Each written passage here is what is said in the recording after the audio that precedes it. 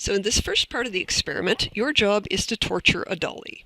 So for the first question, you put the doll on the back of the cart, and then we're going to yank the cart forward and describe what happens to the doll.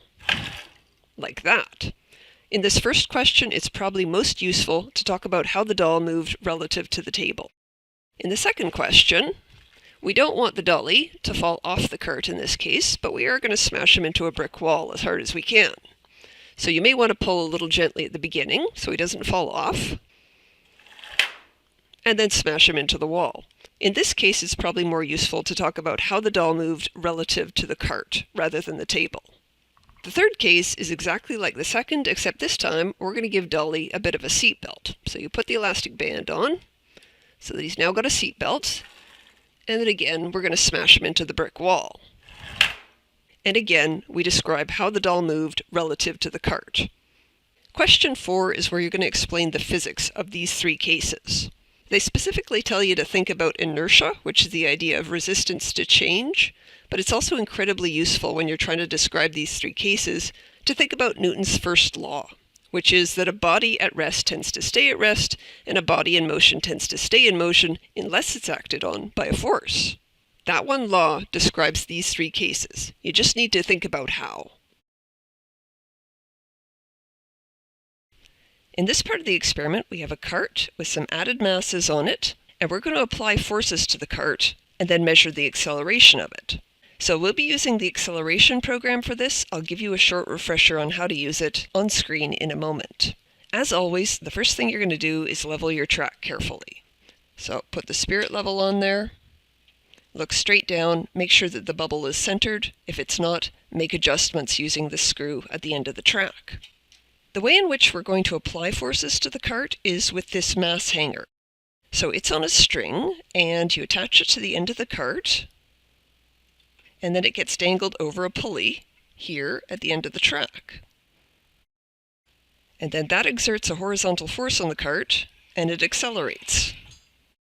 You're going to capture that motion on screen, and as usual, you're going to fit a straight line through your velocity time graph in order to get the acceleration of your cart. We're going to study 4 different cases with the cart on the track, and we're going to compare the second case to the first case, and the third case to the first case, and the fourth case to the first case. So that first case is our control. We're going to compare the other 3 to it. That means that the graphs you're going to make for this first motion will need to be pasted into 3 different locations in your report. I'll show you where later. And again, the first motion you're going to study is just the cart with all its added masses, and you would start your program, which I will show you later, and release it from rest, and let it accelerate to the end of the track. So that's your first trial. For the second trial, what you'll do is you'll take your cart, take all of the masses off of it, flip it upside down, and put the masses back on. And you're going to make a graph of this also. So it's not going to be a very interesting graph, obviously, but you'll make one and find out what the acceleration is. And the point of doing this trial is that we're still applying this force with the mass hanger, but the cart's not going anywhere anymore. And why is that? Well, because there's other forces involved now. Now there's 2 more trials that you'll do, but before you get to them, you first need to do question 6 in your lab manual. So I'm going to give you that quick refresher on how to use the acceleration program first, and then I'll give you some tips about how to do question 6. Then I'll come back and show you the next 2 trials. So as usual, open the 1100 folder, and we want the acceleration program. Now in your first trial, the cart is right side up with all the masses stacked on it, and a mass hanger attached to it via a string. So to do your experiment, you pull back your cart, and then you would click Start, and release the cart. Now you may see a little bit of bounce back at the end of the track on your graph. You can ignore that. I don't have any. And the cart was being uniformly accelerated, so my position time graph is a curved line as expected, and my velocity time graph is a straight line as expected. And I can get the acceleration of the cart by fitting a straight line to the velocity time graph. So I would highlight my data, and then click Fit, Linear Fit, and that gives me the slope, which gives me my acceleration. Now the manual tells you that you're supposed to print out both of these graphs, but I'll let you know that only the velocity time graph is worth marks, so you only need to screen capture the velocity time graph. And I'll remind you again that you're going to need this graph in 3 different locations in your report. So screen capture it the usual way, and you'll be pasting it into 3 locations in your book. And another thing I'll mention is that the manual tells you to report the acceleration of your cart for each of the 4 cases we're studying. That means you need to write the acceleration down. So you paste your graph in and you also write in your acceleration. That is worth marks, and it's easy to forget to do, so I wanted to warn you.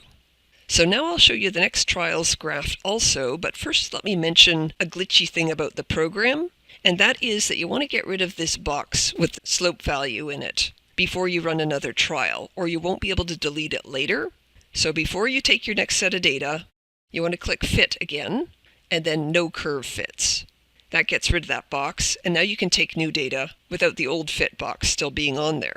If you forget to do this, it's not a big deal. Fastest way to fix it is just to close the program down and reopen it, and that resets everything. So, for the second trial, you take your cart, flip it, stack the masses back on, and then click Start, and make a graph of this also. Once that's done, you're going to fit your data as usual. So highlight some linear data, click Fit, Linear Fit. And then this goes in your report also. You only need 1 copy of it, however. So once you've got your first 2 graphs, then you can move on to question 6 in the lab manual. So now I'm going to talk about question 6, but I'm zoomed out for a reason, and that's because I want to talk a little bit about question 5 again. So scrolling up to question 5, recall that this is the case where you had the cart right side up and it accelerated down the track due to the mass hanger.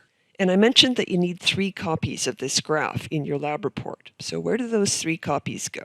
Well, the first one goes right here for question 5A, and then you'll have 2 more copies that need to go in your book. So where do they go? Well, the second one goes here in question 7A, and the third one goes here in question 8A. So in all 3 of those cases, you've always got a second graph, and you're going to compare the 2 graphs to each other. But that first graph that you made goes in questions 5, 7, and 8. So now let's go back and talk about question 6. So in question 6, there's several little questions you need to answer in it. And the first one is, when a force acts on an object, what happens? And your answer should be some variation on, well, it accelerates. However, that's not the full answer, but I'll leave it up to you and your partners to discuss this and come up with a more complete wording. The next thing they ask you to do is to expand on that answer that you just gave by talking about 3 other cases that you've already looked at. And those 3 other cases are question 3, which was the doll with the seatbelt, question 5A, which is when the cart was right side up and the mass hanger was accelerating it down the track, and question 5B, which was the cart on the track but flipped upside down. So the mass hanger was pulling on it, but it wasn't moving. And again, in this question, we're talking about forces acting on objects and whether or not that causes acceleration. And you're going to discuss these 3 cases. So doll with the seatbelt, cart accelerating down the track, and upside down cart not accelerating down the track. And talk about how the forces are either causing acceleration or not causing acceleration in those 3 cases, and how that explains the motion you saw. So now I'll show you how to do the third trial. It's basically just like the first trial with one change, and that is we're going to take 50 grams off of the cart and we're going to put it on the mass hanger instead.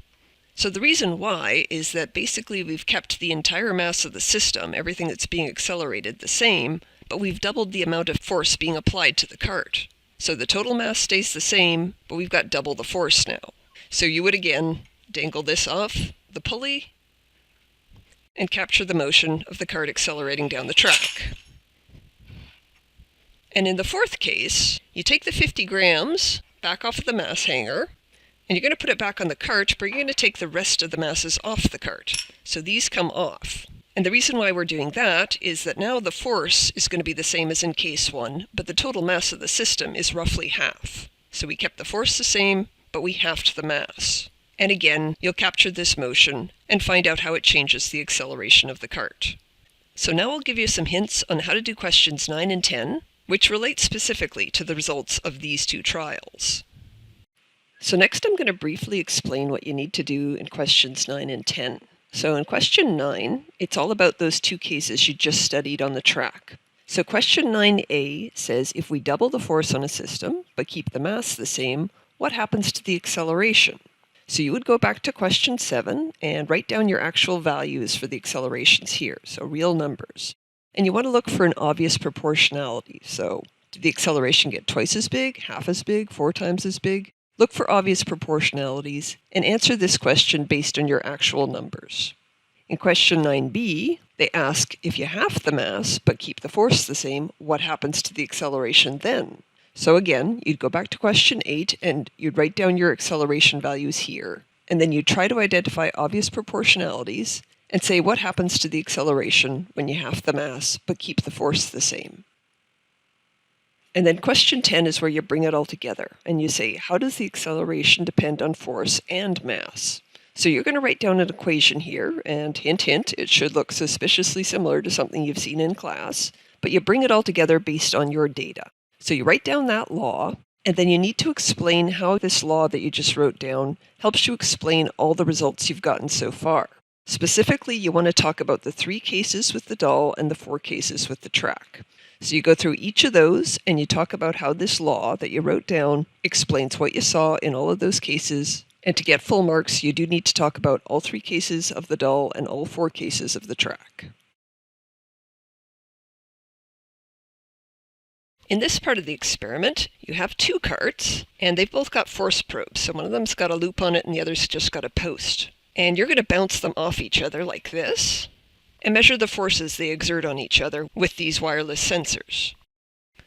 So here is a slightly fuzzy close-up of the 2 sensors. First thing you want to do is turn them on.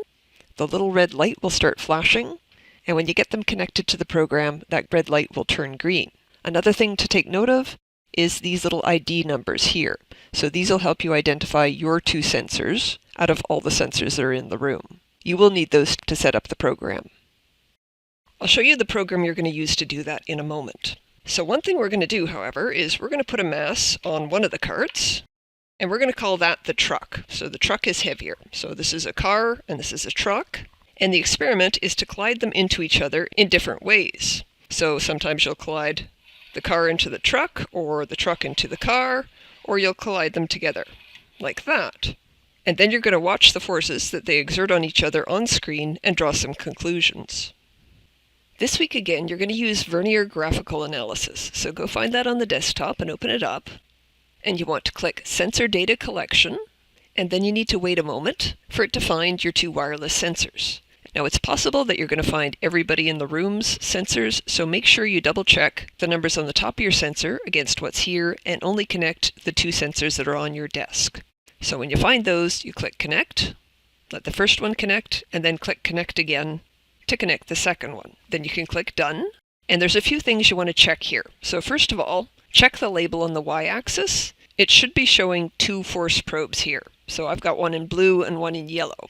If you don't see both of them, then just click on this button and you can turn on the Force 2 probe as well. So you want both of these turned on. Then, down here in the corner, we need to zero both of these sensors. So you click this little button and click 0, and then click the second one, and again click 0. Now there's one more thing you want to do, and that is click either one of these and reverse one of them. So click the button that says reverse on one of the sensors. So now you're ready to take some data, and I'm actually going to put up this and make this screen a wee bit smaller so that you can see what I'm doing on the track at the same time. So to take data, you would click Collect, and then you can bounce these off of each other, and you can do it gently or fairly hard, but you can see several of those interactions on screen in real time. So you would follow through the lab manual and study all the situations it asks you to, and capture the graphs that you need. And obviously we're studying Newton's third law here. When a body exerts a force on another, it experiences an equal and opposite reaction force from that other body. So you're testing to see whether the forces are equal, even though the truck is much heavier than the car. Now on the last page, question 12, I'm going to give you some very minor hints on how to do this. So there's 3 questions, and in each of these cases there's a little diagram and an arrow showing what direction the force that's being exerted is pointing. So for example, a person kicks the ball or the person pushes on the floor. In each of these cases, you'll name the reaction force, and you also want to draw in the vector for the reaction force. So you draw an arrow on the diagram showing what direction the reaction force points. When you're naming the reaction forces, I don't need you to tell me the official name for it. You can just describe it in words to me. So for example, the person pushes on the ball. What does the ball do back to the person? You could describe it in words. The person pushes on the floor. What does the floor do back to the person? Again, you can just describe it in words, or if you know what it's called, go ahead and give me the official name for that reaction force. I will warn you that the third case, down here at the bottom, is fairly tricky. So I'm going to give you just a very modest hint in the way I'm wording things. In this case, the Earth is pulling on the person gravitationally. What does the person do back to the Earth? So think about that carefully with your partners. That's the only hint I'll give you.